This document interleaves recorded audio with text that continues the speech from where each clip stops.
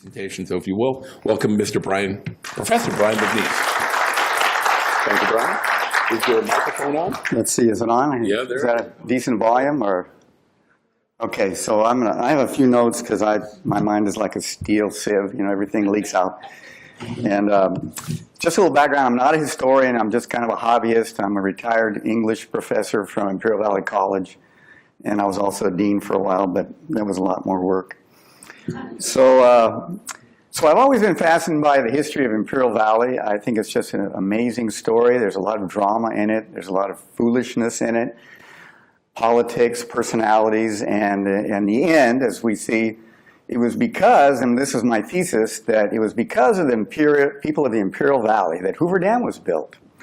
And I have actually two pieces here. I'm kind of compressing two lectures. I initially had two lectures with PowerPoint, and then I had this idea that, you know, this day and age really need video to get to the people, and I wanted to do something for the kids, especially of Imperial Valley.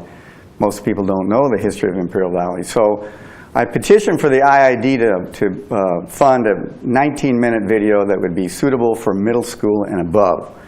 And so because it's actually very short and compressed, it just kind of hits the high points, and it leaves out some real key details. And I wanted you to be alert to them before you watch the video. So the video points out that the whole project started in 1900 when George Chafee came and took over a project that was really broke. So there was a lot of things going against them. For one thing, the Imperial Valley, they filed on the water of the Colorado River in 1896. That was the first filing from Imperial Valley.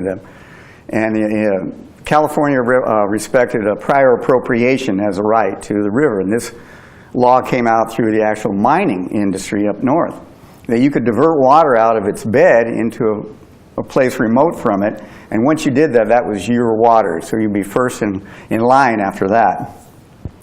But the Bureau of Reclamation, and that time known as the Reclamation Service, was started in 1902, so that the California Development Company had rights that were prior to the Bureau of Reclamation, any federal control over water.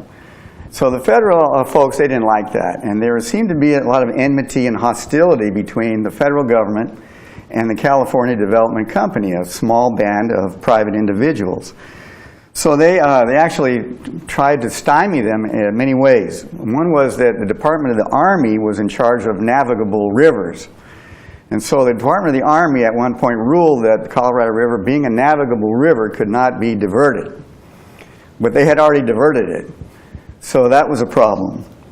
The second big thing that happened was that the U.S. Department of Agriculture sent a guy to do a soils report in 1901. It was published in 1902, and this report said that nothing would grow in the Imperial Valley. The soil was too alkaline. So you can imagine that here was a California Development Company trying to attract settlers all around the United States, and then the federal government says, don't bother, nothing will grow there.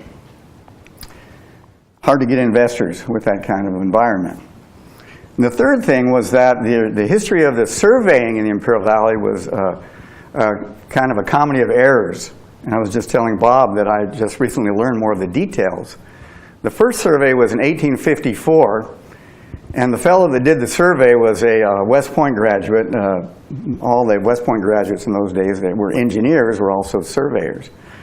So he didn't know the terrain at all, and he headed east, had to go around a couple mountains and back south. And there's the protocol for marking the townships is very precise. You need to dig these pits, then you need to dig a mound, and then you put the post in, you carve the numbers on it. And he got halfway across Imperial Valley and he ran out of wood. So then he just put the mounds up, right? Just mounded it up. And this survey was done primarily because they're going to sell the land when the railroad came in. And the railroad, of course, had that checkerboard right to land. So when the railroad folks came in later, the surveyors, there was 41 miles of no markers. Well, there's a long story there, but two other surveyors came in from the south and the east, and nothing matched up. So between 1903 and 1908, the federal government withdrew patents from all the lands. So this is not mentioned at all in my video, but this complicated the ability of all the settlers and the investors and the bankers to secure title and to borrow money on land and to make investments and to pay their bills. And in the video, it makes it look like the folks at the top of the California Development Company were pretty incompetent, but they just really had long odds for success. So anyway, Bob, can you start that video, and then we'll watch that, and hopefully you'll have some questions. And I also have a follow-up PowerPoint on what happened after the time period in the video.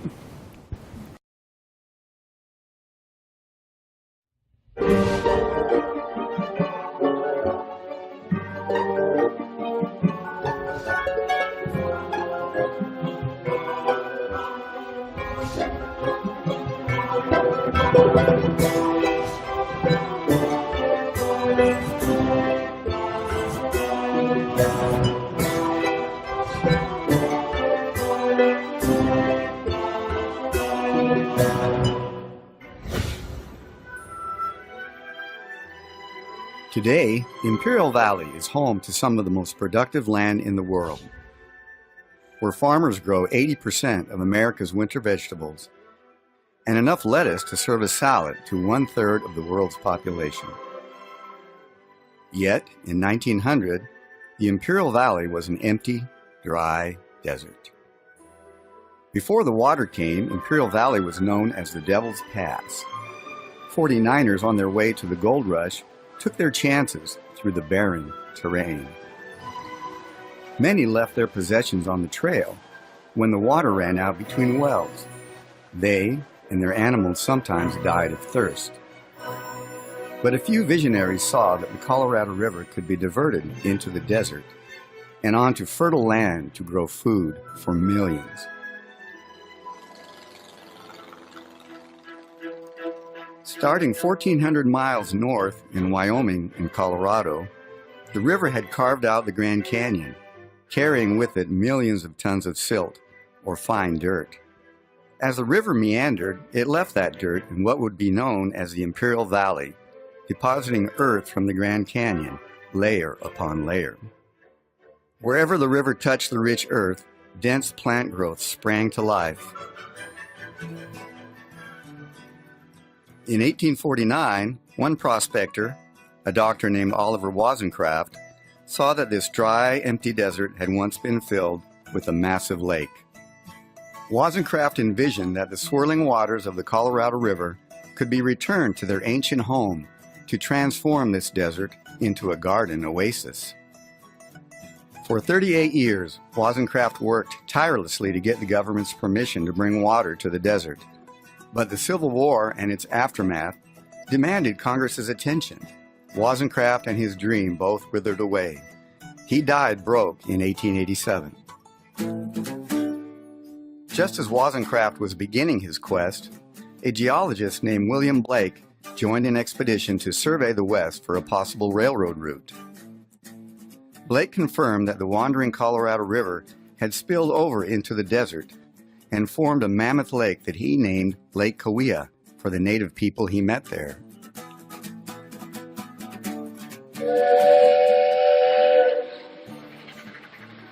Blake's report helped bring the railroad from Los Angeles to Yuma in 1877, and the quest to bring water to the desert began again in 1893 when Charles Rockwood, an engineer and surveyor from Michigan, took up the cause.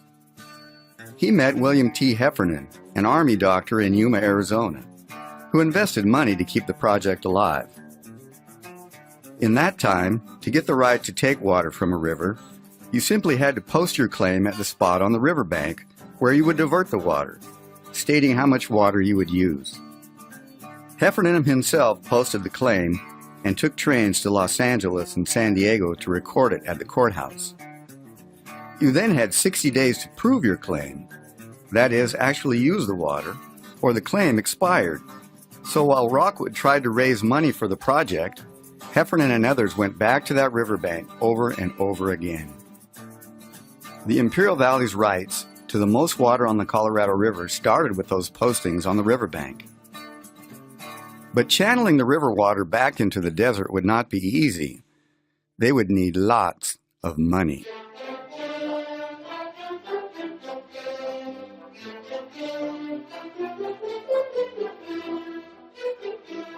Rockwood met a businessman from Chicago named Anthony Heber.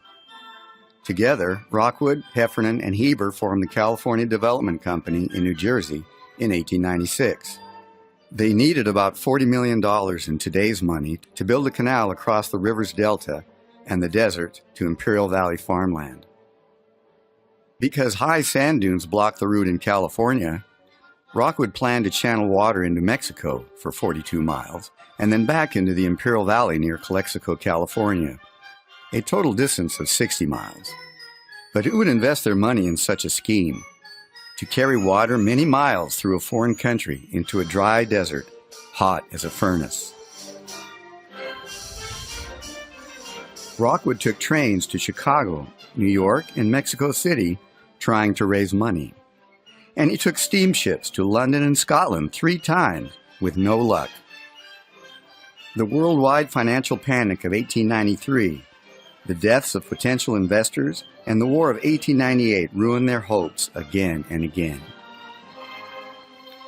Oliver Wozencraft had failed. Charles Rockwood and Anthony Heber were about to give up. And then came George Chaffee. Chaffee was a self-taught engineer from Ontario, Canada. When he was just 14 years old, he captained a ship across Lake Michigan in a blizzard. In 1880, at age 32, he followed his parents west to Riverside. He proved himself as a land developer and master of irrigation by building the communities of Etiwanda and Ontario, California. He built the first hydroelectric plant west of the Mississippi and became wealthy and respected. When Chaffee first heard about irrigating Imperial Valley, he thought the desert would be too hot for people to work in. But after bringing water to the blistering deserts of Australia, he decided to take on the Imperial Valley project.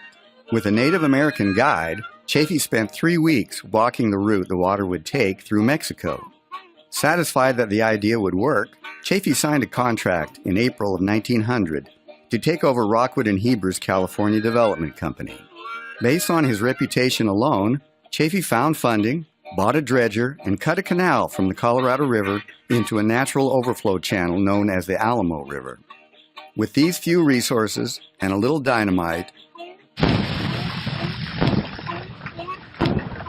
the Imperial Valley was born.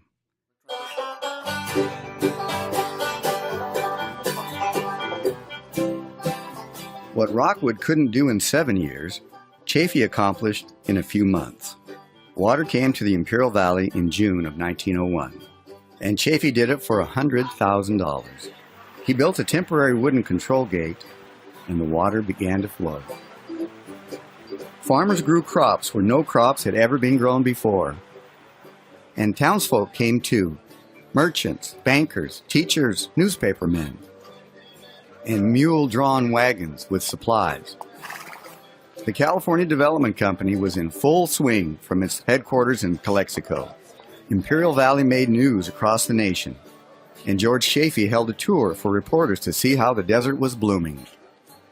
Chaffee, along with the thousands of settlers, had accomplished so much, but Rockwood resented Chaffee's control over his dream and wanted his company back. Chaffee didn't protect his shares in the California Development Company. Rockwood made allies and took the company over again. He invited Heber back. Chaffee was out. Farmers kept clearing land and building canals. But as good as times were, things soon went wrong. Out of all the rivers in the world, the Colorado was one of the wildest. It would rage flush and full, spring through late summer. Then when Wyoming and Colorado froze, there would be little flow during the late fall and winter. Farmers were terrified. Crops were dying. Their livelihood, even their lives, depended on water.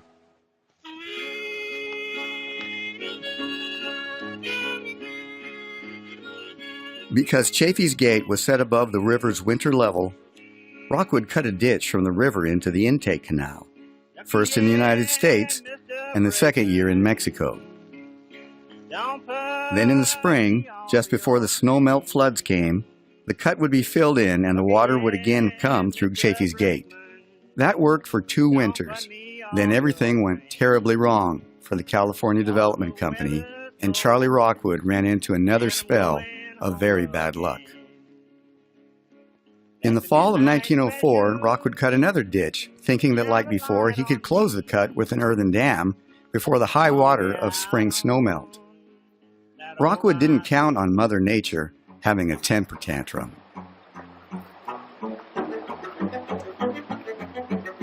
In the spring of 1905, torrential rains in Arizona swelled the river to many times its normal flow.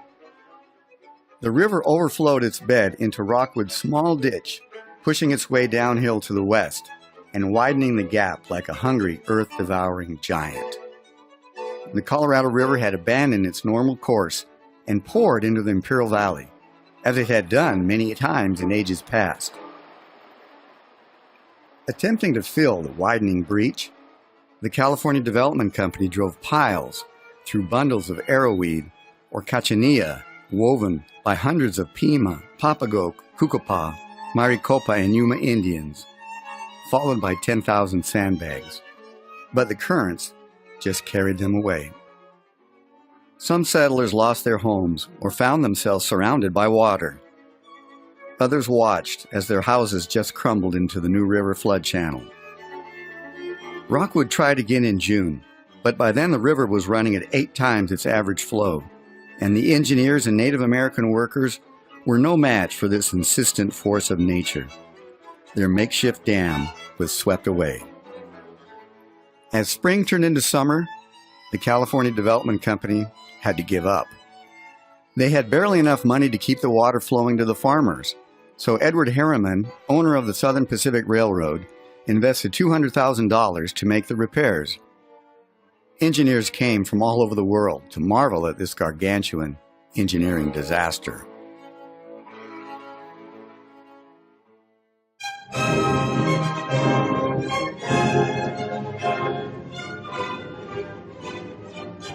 In 1901, what we call the Salton Sea was empty.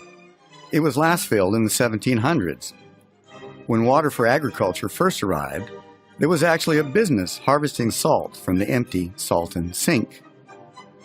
As the water rushed into the lowest part of the valley, it recreated the ancient Lake Cahuilla, now called the Salton Sea, the largest inland sea in California, a massive lake 36 miles long and 16 miles wide. Even today, the New River Gorge from Mexicali to the Salton Sea is, in places, a half-mile wide and 40 feet deep. The Southern Pacific Railroad had to move many miles of railroad tracks 3 times to higher ground. Try to imagine that whole New River channel full of water. Imagine if you were the one responsible, as Charles Rockwood was, for making the cut in the riverbank that resulted in this disaster. The rampaging river was cutting backward from north to south, on some days 1,000 feet. People were genuinely afraid that the backward cutting would continue all the way back 60 miles to the river's normal channel. If that happened, then the whole Imperial Valley would be lost. There would be no way to irrigate the land by gravity anymore. For nearly 2 years, the entire Colorado River flowed into the Imperial Valley. The onrushing water undermined much of Calexico and Mexicali. It destroyed 14,000 acres of farmland and isolated the west side of the valley. Now began more attempts to put the river back into its bed, each attempt on a larger scale. Charles Rockwood designed a wooden headgate that was built to take the whole flow of the river, but when the river was turned into it, it floated away. At this point, even the resources of the Southern Pacific Railroad were exhausted. They had spent millions of dollars to preserve a growing agricultural industry and protect their shipping interests. E.H. Harriman, the owner of the railroad, appealed to President Roosevelt and the federal government for help. Roosevelt replied, "I assume you will resume work immediately to close the break in the Colorado River." Roosevelt then asked Congress to intervene to secure the lands of the people of Imperial Valley. Again, the full resources of the railroad were brought into play. A famous professor of engineering, Harry Thomas Corey, was given charge of the project. Thousands of men were employed to dam the river back into its channel. Rock was brought from quarries up to 300 miles distant. The business of the Southern Pacific Railroad stopped to make way for the repair. For 3 weeks, rail cars dumped rock day and night, non-stop into the river. Even today, motorists from Interstate 8 north of Pilot Knob can see where the hillside was quarried away. That rock went to stop the wild Colorado River during the winter of 1907. And finally, on February 7th, the Colorado River was diverted back into its channel for good.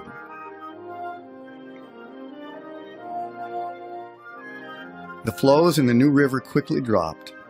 Only water destined for farmland flowed into the Imperial Valley, guided by gates and canals. Corey had completed his task. Soon business began to pick up. Land values rose, and the paralyzing anxiety that had lain over the settlers of the valley began to lift. Everyone could breathe again.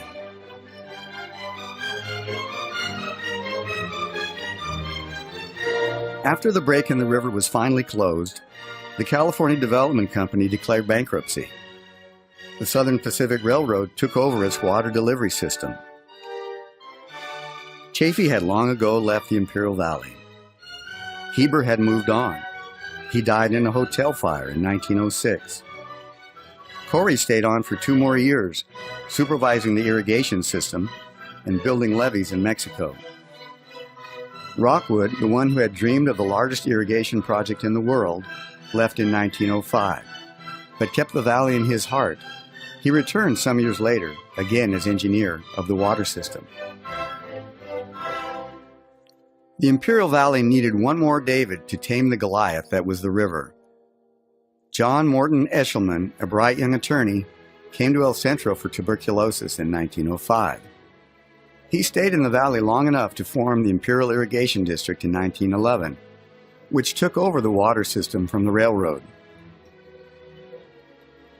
The Colorado was still a wild river. It wouldn't be until El Centro Congressman Philip David Swing pushed through the Boulder Canyon Act in 1928 and the completion of Hoover Dam in 1935 that the worry of flooding would cease. Until Hoover Dam controlled the river, the Imperial Irrigation District maintained 75 miles of levees in the Mexicali Valley. There were more high water floods, but levees contained the rushing waters in Mexico. The Imperial Valley still received its water from the Alamo Canal through Mexico until 1942, when the All-American Canal was completed. The IID finally had full control of the water from Imperial Dam north of Yuma to the farms of Imperial Valley. Times have changed since 1911. Back then, the IID directors had to donate $150 of their own money each for operating expenses. Today, the IID still supplies water to the valley, and electrical power too. It has an annual budget of $900 million. The IID provides water to nearly 500,000 acres of farmland, some of the most productive, efficient land in the world. Through the vision and work of Wozencraft, Rockwood, Heffernan, Heber, Chaffee, Corey, and thousands of others, today the Imperial Valley can grow food and fiber for the nation and the world.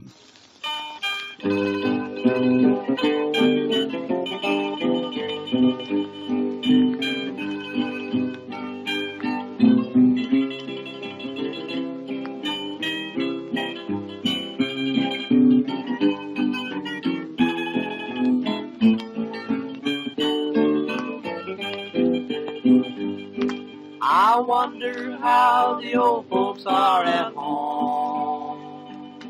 I wonder if they miss me when I'm gone.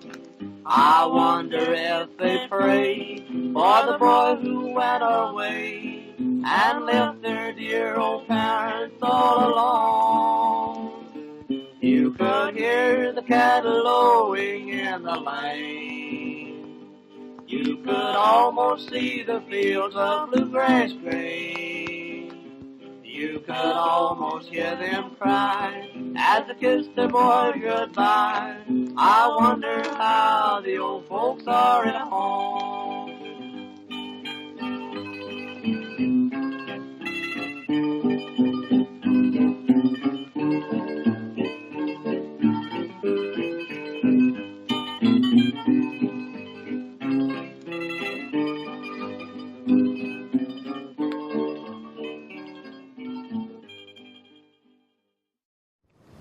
I think you're the first group that ever actually watched the credits, so thank you for watching the credits.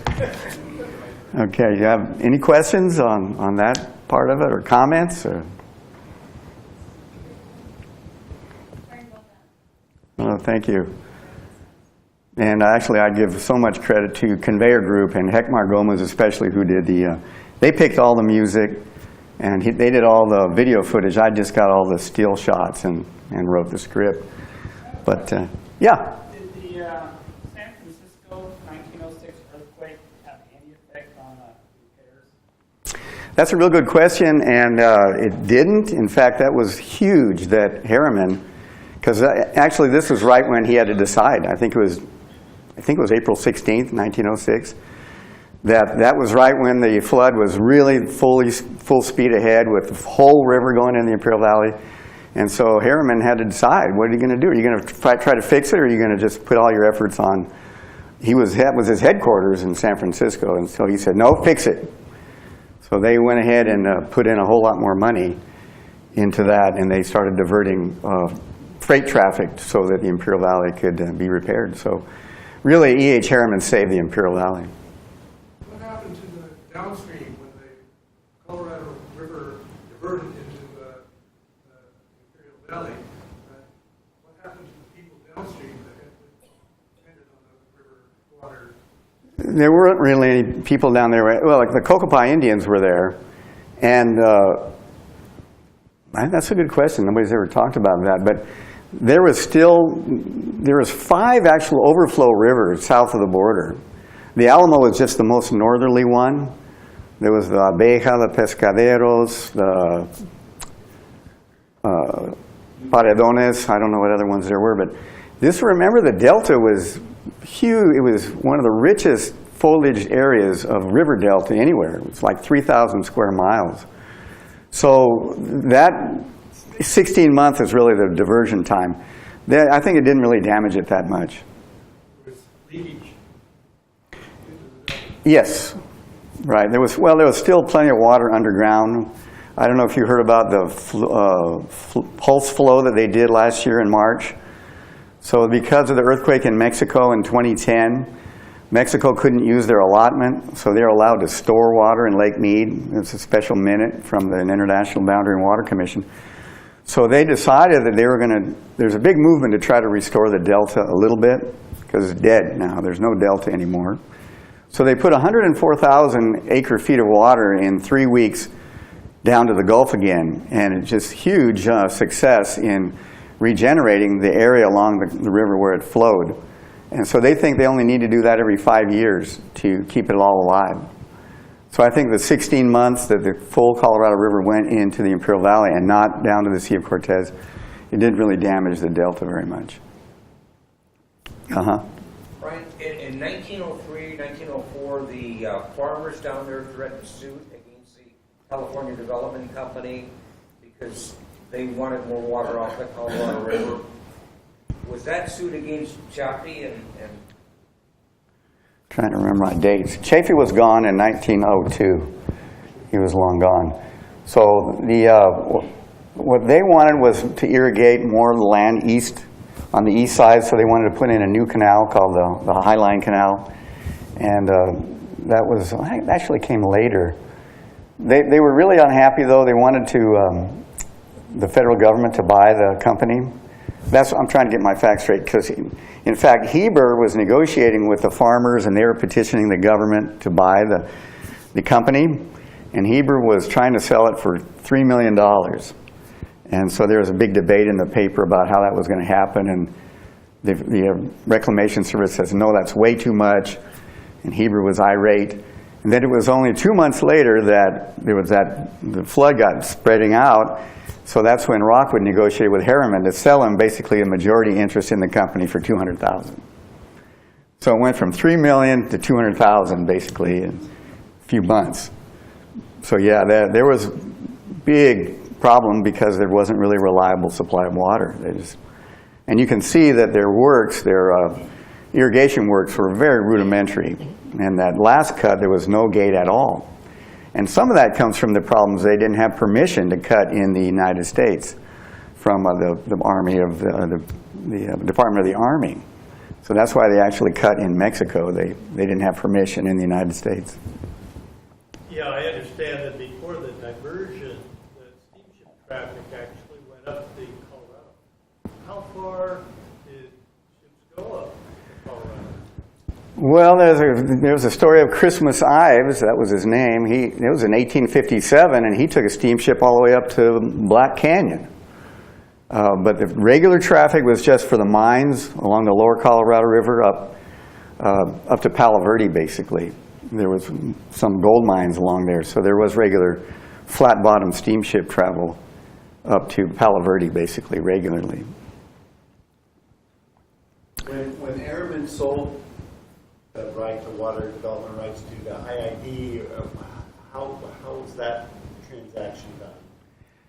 Well, there was a lot of claims against the IID and against the CDC from Mexico and the salt company and the farmers. So the IID was formed in 1911, but they really had nothing until 1915 when the $3.5 million bond was passed through a levy on the farmers. And that's when they bought all the assets and liabilities of the CDC. $3.5 million, I think it was either 1914 or 1915. But in those days, see, there was all these mutual water companies. Right. And so they actually kept in operation until IID bought them out in 1922. There was even some new ones formed in that period after the IID was formed. The IID was just delivering to the mutual water companies, which was also a Chafee innovation. And then they decided that the mutual water companies couldn't bond and they couldn't raise enough capital to keep their side of the system, all the laterals, in operation. So that kind of was a consolidation of the whole system by 1922. The motivation for the cut into Mexico, 4 miles down into Mexico, was to circumvent the sand dunes and to maintain gravity flow into? Yeah, the initial cut was just to bring the water in for a very low cost, just using an overflow channel, a natural overflow channel. But the cut when they went around was because of the silt. The river would silt up, and then every year the water was so low that they had to actually make a cut to go around the gate where it was all silted up because what's the famous saying that the Colorado River was too thin to plow and too thick to drink? Colorado means red in Spanish, so the Colorado River means the Red River because it was so heavily silted. And when the river slowed down, it just drops the silt, and it's a huge problem. I read a report, 1905, silt content going past Yuma, Arizona, taking samples of the water every day. They estimated that year there was 236 million tons of silt that went by. Enough silt to take a 1 square mile area and have it up over 120. Yeah, it was, even today, you know, they've solved the silt problem with the 2 dams, Glen Canyon Dam that created Lake Powell, and Hoover Dam, which created Lake Mead. And that silt is filling up Lake Powell, you know, little by little. That's the biggest source at the top end of Lake Powell. And I asked the guy who's in charge of the lower Colorado River from the Bureau of Reclamation, and he kind of went, we don't talk about that. You know, when the silt fills it up, so it's called dead pool, and there's no water above the turbines, then you're in trouble. But that's only going to be 50, 60 years, 100. That's not really very long, though, is it? And they should be dredging it out now, actually. But I have some more here. Try to keep the story going a little bit, and this is just a PowerPoint, so it's more rudimentary. And I'm trying to turn this into a video also with some more material. But so we left off with Phil Swing. He was from San Bernardino, and he came to the valley, and he was a protege of this fellow Eshelman. So Phil Swing, just to kind of recap how bad the water was. I really love this picture because I think these two pictures are the same site. Pretty close. So this is actually, I believe, Mexicali, 300 yards below the border. And it was full, but it's probably pretty shallow at that point. But after a few months of that kind of action, and in my video I say it was 40 feet deep, and I've seen other sources that says it was 80 feet deep in some places. So we have Eshelman and Swing. They were both attorneys, formed the IID, they formed Imperial County. Eshelman was really quite a guy. He actually rewrote some law so the irrigation districts would be more viable. And before he died, he was only 39 when he died, he was lieutenant governor. So he was really a bright star, and he died at a young age. And I just want to make the point again that the irrigation district had zero assets until they were able to levy this bond in 1914. I want to talk a little about W.F. Holt. He was an entrepreneur. He was a banker from Missouri. He came actually before the water. They named the town of Holtville after him. He came with $25,000, and in the 20 years or so that he was in the valley, he built 800 buildings, a railroad line, telephone line, ice plant, power system for the whole valley, and every one of these businesses he sold. As soon as they were operating and making money, he sold them. He was almost this saintly guy. I mean, it's hard to believe you read this. Where's the dirt on this guy? So W.F. Holt was, he was a guy that really provided all the infrastructure for the building up of the valley. So we talked about the big flood, but there were more floods. The Colorado River, we talk about it being a wild river. Some years it would have a low of 5,000 cubic feet per second to 300,000 cubic feet per second. So, I mean, that's a 150-time range of flow. So this is what they had to cope with. I mean, you talk about the Nile of California, how it would overflow its banks in the spring and the summer. In the winter, nothing. So that's why the IID had to build all these levees.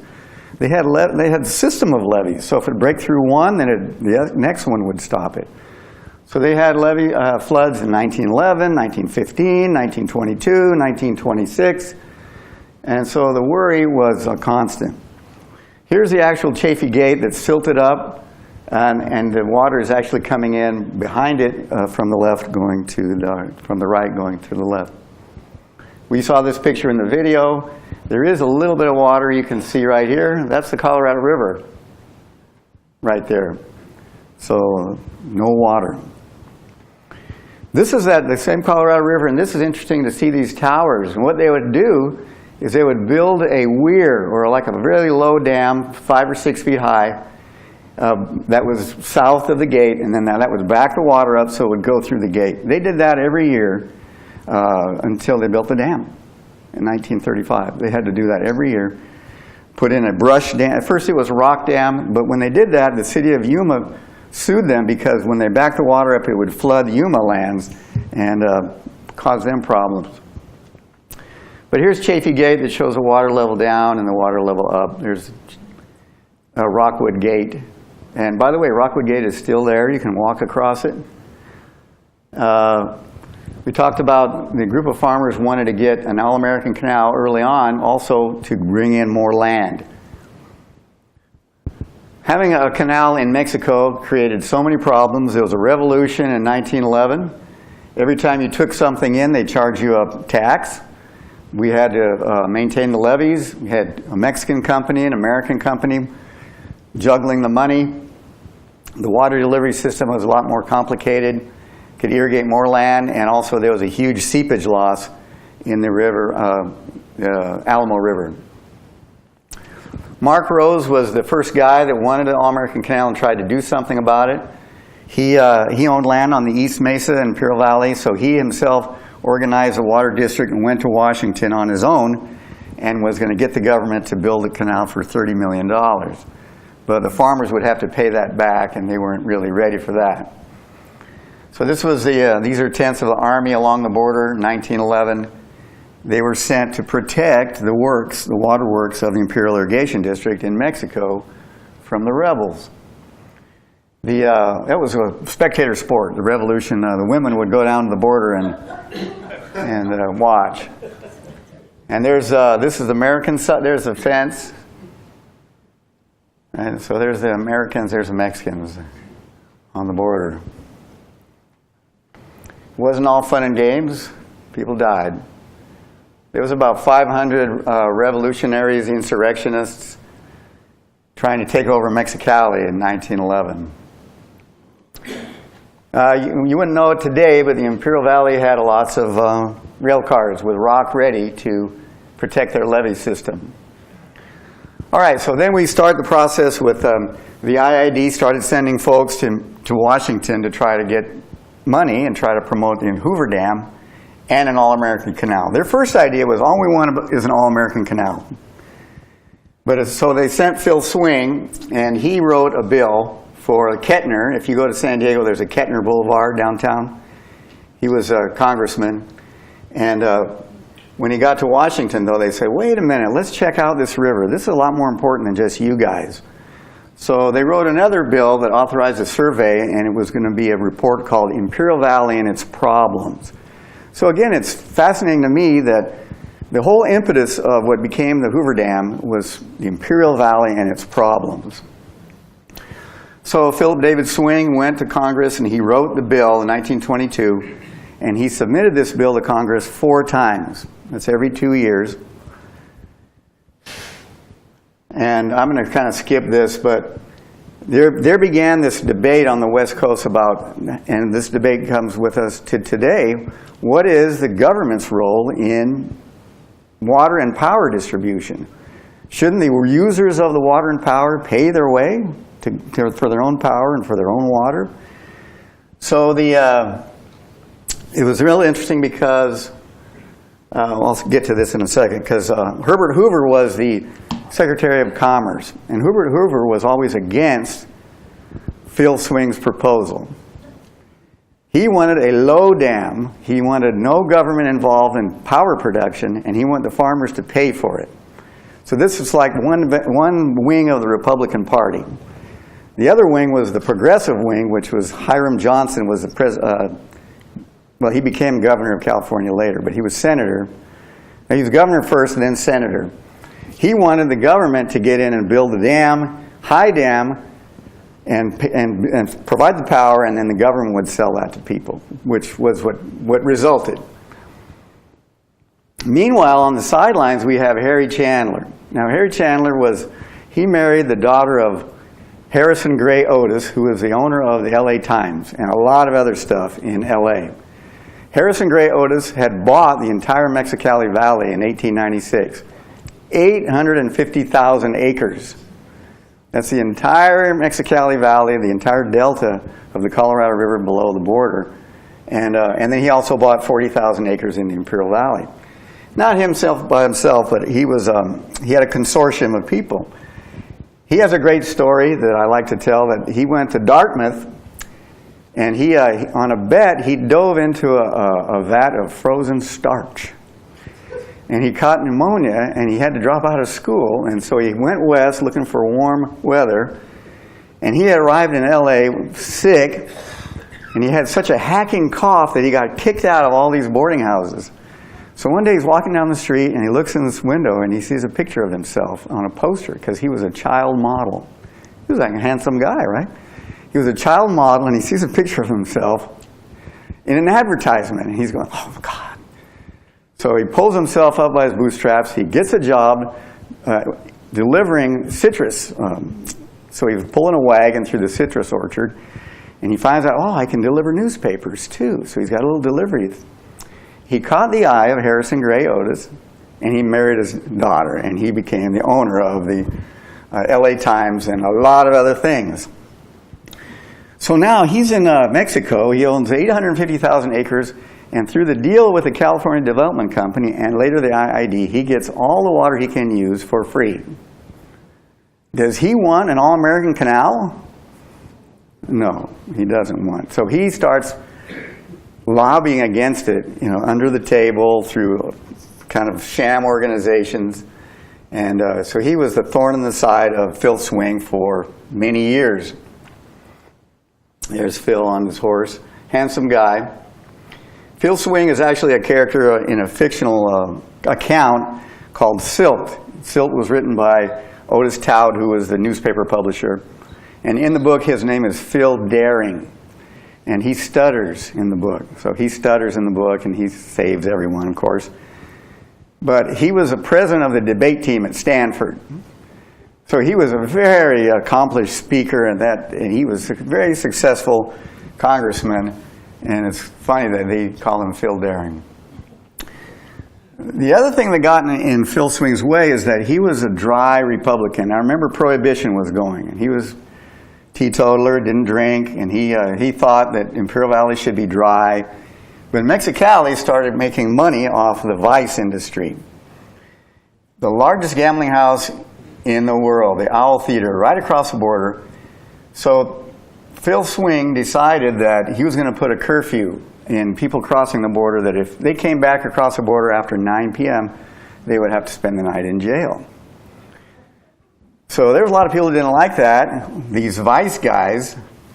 So there's Owl, and there's ABW. This was one of the kings of the vice world, all Americans that owned all this stuff in Tijuana and Mexicali, later Algodones, San Luis.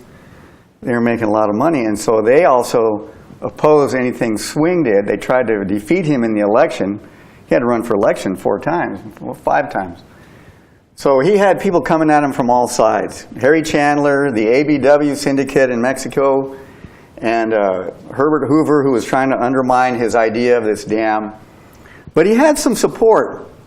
Arthur Powell Davis was the nephew of John Wesley Powell, the first explorer of the Colorado River. And he wanted to build this dam in the vision of his uncle to provide water for small farms throughout the West. So he's the one that headed up that survey for the Imperial Valley and its problems. And he recommended, along with Albert Fall, they called it the Fall-Davis Report in 1922, that said, yeah, we need a big dam, make power, regulate the water, prevent flooding, and the government can be in charge of it. So the trouble was, then we had the Teapot Dome scandal, where the private folks were bribing government officials to get special leases, and Albert Fall had to resign. So that kind of ruined their credibility on what they were doing with the Fall-Davis Report. This just shows you Boulder Canyon, well actually Black Canyon. This is where Hoover Dam ended up, right here. Just show you the beautiful valley that was there. So then they had to, before they could build a dam, they had to know how much water does everybody get. So in 1922 they established the Colorado Commission, and they had a series of meetings, and they wrote what they called the Colorado Compact, and they divided the Colorado River into the upper and lower basin states. So upper basin was Wyoming, Colorado, New Mexico, and Utah. The lower basin states being Nevada, Arizona, and California. Hoover takes credit in his memoirs for coming up with this idea. Oh yeah, it's the Hoover Compromise. But it was actually a Colorado water attorney named Delph Carpenter who had come up with the idea. But Hoover was a kind of an imperious guy. He liked to control everything. So he kind of took credit for what he shouldn't have done. Warren Harding, here's Phil Swing next to President Harding. Warren Harding was championing the project. He was touring the West. He was going to come to San Diego and make a big speech in favor of the Swing-Johnson report, but he died in San Francisco. And so we had a new president, Calvin Coolidge. Guess what? Calvin Coolidge is not too keen on the Hoover Dam idea. So here, Phil Swing is everywhere, up and down the country, the states, trying to drum up support, making speeches. William Mulholland from L.A., he wants the water. They're wanting water everywhere in L.A. And so that actually gave the project some credibility that William Mulholland was in favor of it. But I'm going to skip through a lot of this stuff. Meanwhile, this is back in the 1915 on until 1925. They had 10 years of a wooden road through the sand dunes. As engineers did not know how to lay a road, pavement road, a macadam road through the sand dunes. So sometimes you had convoys of people. It's a one-lane road. Let people go one way for an hour and then open it up for the next direction. Pretty famous.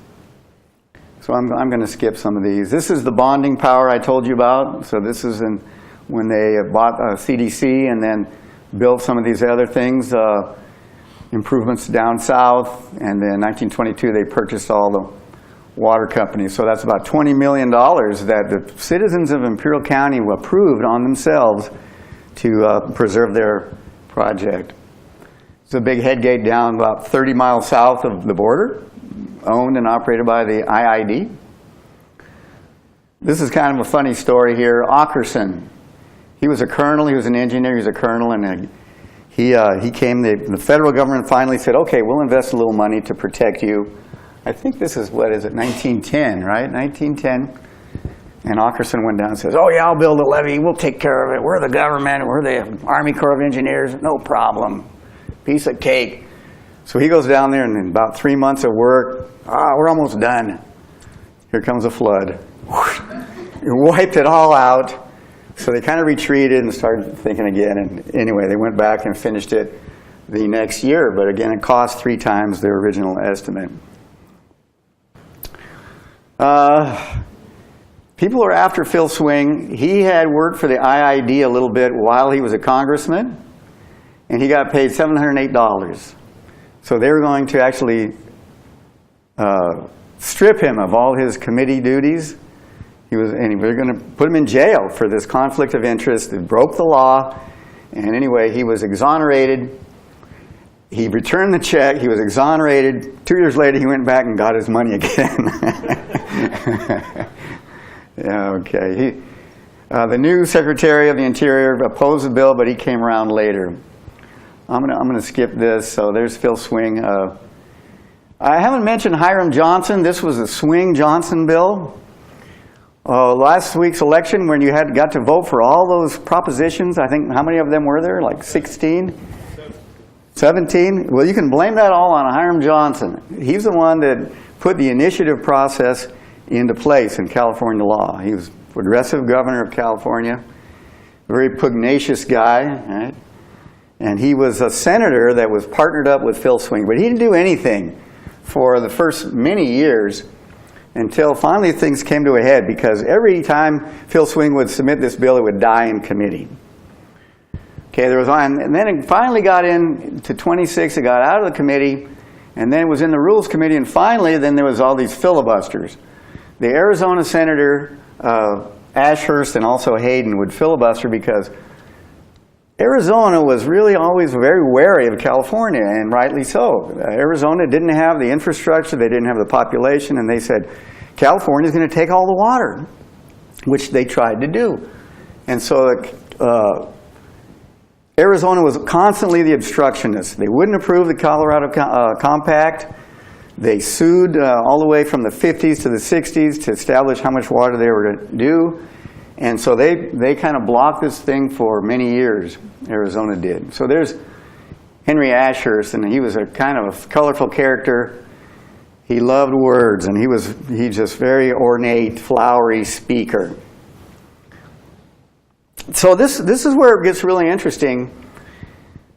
There was these pamphlets that were going around all the South and actually the Midwest too. And suddenly they find out the National Electric Light Association is bribing people all over the country to write letters against Hoover Dam and the sale of electricity. And it really came to a head when the flooding on the Mississippi in 1927, a major flood, I mean hundreds of people died. This covered like 30,000 square miles. And so Swing went to visit, and he'd never been to the South. So he goes to the South, and he's working his way from north to south, and he talks to these farmers, and they say, oh, we don't want Hoover Dam. when Hoover Dam gets built, they're going to put in 1 million acres of wheat, and they're going to wipe out our business. He went a little further south, says, we don't want Hoover Dam, they're going to put in 1 million acres of corn. Same number, different crop. Goes a little further south. Oh, they're going to put in 1 million acres of cotton and wipe us out. So he said, this is really weird. You know, there's 1 million acres going to go in of all these crops. So it turned out to be this electric power trust that had promoted this falsehood and that there was not enough market for the farmers of the United States. And once Hoover Dam was built, then the eastern seaboard would collapse. So then it became known, and they actually investigated the Electric Power Consortium for 4 years. And I think they had 40 volumes of reports on how much they were bribing people. So that really helped him.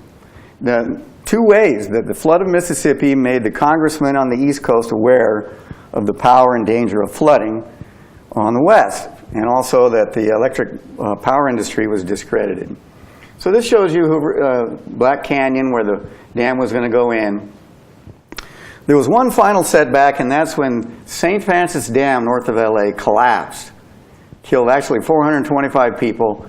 Mulholland was destroyed by this disaster. Turned out that he had been the sole designer, engineer on this project. And so when they built Hoover Dam, they double engineered it. They had a review committee, and they finally, it was sort of anticlimactic. It was passed in May on the House side. The Senate was once again filibustered, and they had to adjourn. But Johnson was really clever. He said, we're going to have, this is going to be the first order of business when we reconvene in the fall. So that they couldn't filibuster that if it was a first order of business. And well, anyway, there's some more stuff here. Then there's Carl Hayden. I'm going to get rid of all this. That's pretty much the end of the story. Elwood Mead, after which Lake Mead is named. He supported the project, and he was actually in charge of the whole project. So these are a lot of the reports on it. There's still opposition. I kind of like this writing. It says, this is Phil Swing is still playing his one-string fiddle. This talk of power trust blocking favorable action by Congress is all bunk and has foundation only in the vivid imaginations of the vote-hungry demagogues expounding it. It's a socialistic idea that the government enter business fields in competition with private enterprise. So that, I mean, even that rings true today, right? That is socialism, that you're going to build this dam. But they got it done. This is the St. Francis Dam, and that was what was remaining of it the day after it collapsed. You know, Mulholland had been out there the week before and actually certified and told the residents right below that the dam was completely safe and they had nothing to do with it. Right, yeah. Even though the abutment, it was a problem with the abutment. I'm not sure if this, it was just, it was an earthen abutment, and there was really no penetration into the earthen abutment, so that's where it leaked around the dam and then knocked it all over. So anyway, this is that's really the end of the story. So there's Elwood Mead, Swing, Coolidge, Johnson, and I don't know who these other two folks are. And when he came back to the valley, oh yeah, and the other thing that really surprised him, they passed this thing, and he signed it. Coolidge signed it like 3 days later. Boom. Wow, here we have it done. Of course, it took them 2 more years to get the enabling legislation finalized and how they're going to let out all the power and divide up the power for the municipalities and the private power companies, the states. It was fairly complicated how they were going to divide that up. Imperial Valley welcomes him. He was a big hero, I tell you what. I think they had like 1,500 cars came out to bring him home. And that's him in well, I think that's in the 60s. And that's the end of that story. So I'm going to try to turn that into a video too.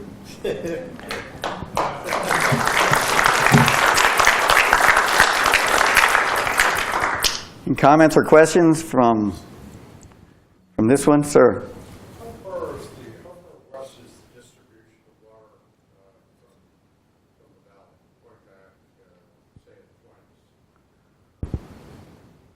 You mean in the valley itself? Well, go beyond the valley. No. No, the Coachella Canal was built in 1946, right? 48. 48? Yeah, and until then, all the water was just in the valley. Of course, they built the Colorado River Aqueduct with, part of the Hoover Dam was, that enabled that to be built later on, too. How much water does the Coachella Valley demand or require? Because they, originally, before 1902, Imperial Valley got their amount, didn't they? And there was no... Well, the Imperial Valley, you notice what it said it claimed? There was a handwritten claim. They claimed half the river. They claimed 7.5 million acre feet was what they originally claimed. And then in the seven-party agreement of 1931, the Imperial Valley got 4.85 million acre feet minus a little bit for Coachella, minus a little bit for Palo Verde, minus a little bit for Yuma. And so that when they had the quantification settlement agreement in 2003, that was the idea. We're going to quantify how much water everybody gets, because up until that time, their water rights were called elastic water rights. But the Coachella folks, they had 300,000 acre feet from that way back when. From 330. 330, okay. In 1931, but then they got more with the quantification settlement agreement. So you guys are in the catbird seat. I was sitting in here when I gave a talk here before, and that fellow that followed me, and Bob told me also, you got 3 sources of water, so you ought to be selling the water to us. Yes. But the original distribution was during a flood year, and they allocated 110% of the river's flow. That's when things came back to bite them. Well, plus, they allocated all the water, and then in 1944, Mexico said, what about us? And so they said, okay, you get 1.5 million acre feet that we don't have. Well, I will give some defense to that, because you do often hear that the Colorado was over-allocated. And it's said in such a way that it seems like, oh, they were so irresponsible back then to give out so much water that they thought, that they don't have. Well, the fact of the matter is, though, when they made those allocations, they thought that they had about 19 million acre feet. Well, they did. That was a flood year. Yeah, it was They a flood based it year. on a flood year. Well, it was actually flood decade or flood 20-year period. They had some data, Yeah. but it was flood area. Yeah, it was flood data. So they actually only dedicated out 14, so they're actually conservative compared to what the numbers that they had. It's just unfortunately their numbers were really skewed the wrong way. But they didn't, quote, give out every drop that they had, that they thought they had at that time. They were conservative, but their estimates proved to be wrong. Carrie, yeah. We are allocated 4.3 million acre feet from the Colorado River to California, correct? 4.4. 4.4, and then 3.1 goes to IID, and then the balance goes, we have a Coachella Valley Water District and MWD, they have a trade-off of that 1.3. And so Palo Verde gets about 600,000 of that. California 4.4. Right. And then the Metropolitan Water District gets about 500,000. We'll talk about Catherine earlier. We're down to about 2.6 something after the transfers. The deal we had with you, then 1994 was 106 to MWD, and now San Diego. So there's been, a reduction. But I was going to say, I'll give some defense though to the reduction. There have been a lot of conservation projects that have been done in Imperial, which helps a little bit. But you're right, they're not getting as much as they. Imperial Valley's growing solar panels now instead of crops. Right. But of course, the biggest controversy is about the Salton Sea, as you know, that you really need 1 million acre feet in the Salton Sea to keep it level. And right now they're using what they call mitigation water for this year and through next year. And then after that, that'll be cut out, so that for sure the Salton Sea is going to shrink. So they're trying to figure out a way to avoid the environmental disaster of the of the dust that's got to have all that selenium and salt and other heavy metals in it blowing up into our faces. So it's really a race against time to get those projects funded. Well, once again, I want to thank all of you for coming in. I want to thank Brian. I mean, this is truly